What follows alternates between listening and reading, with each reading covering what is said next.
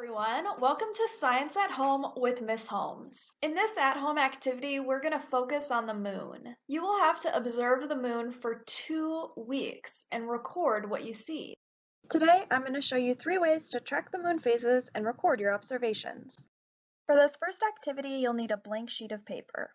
If you're feeling fancy, you can use an existing calendar or print one from the computer and use each day to draw your moon phases. You'll want a regular pencil to sketch things out beforehand, and maybe a ruler if you want to be exact. A pen and a few different colored drawing tools are recommended as you start to design your moon phase tracker. At the top of your paper, add a title. Include your name and the months you'll be observing the moon, which I forgot to do. Then you're going to want to make 14 spaces for each of the days you'll observe the moon. I thought I wanted to use a ruler, but then I decided to freehand it, and I made labels for each day of the week, and then sectioned that out into 14 squares and labeled them with the dates I wanted to observe the moon. Then I found a lid and traced it with my pencil into each one of those sections so that my moon would be the same size. Then, for each day, you wait until you can see the moon. When you see the moon each day, you can make a sketch of what you see. You can make notes on each of the days on what time you saw the moon or anything else that was interesting in your observations. But you might not always see the moon. The moon will rise at different times each day. Maybe the sky will be too cloudy and you can't see, or maybe you were really busy and you just forgot to look up.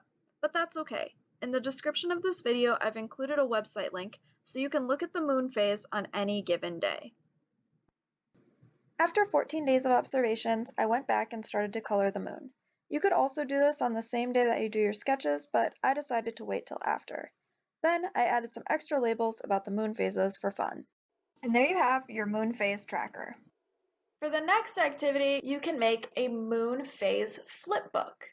For this activity, you'll want to print out a template from the American Museum of Natural History.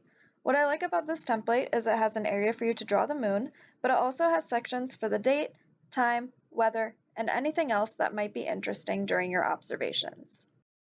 It is possible to make a flipbook without the template, so if you do that, I would love to see it. This template uses 28 days, and I put the link for this template in the description of this video. So you only have to do 14, but I ended up doing 28 days just because I wanted to see what it would look like, and I encourage you to do that too. I looked for the moon at roughly the same time every day, so sometimes I didn't get to see it. When that happened, I looked online for the moon phase. For this flipbook, I regret not sketching out my moon phases first, so I recommend going in with pencil before you start adding your color. Once you've gotten all of these pieces colored, you're going to want to cut them out with a pair of scissors and then sort them according to date. Once you've got them stacked up in a nice little booklet, you'll want to attach them all together somehow to make it a book. I tried to staple and it did not work. You could just hold it with your hands, but then I found this little binder clip that I felt bound the ends together really nice. And here's the best part.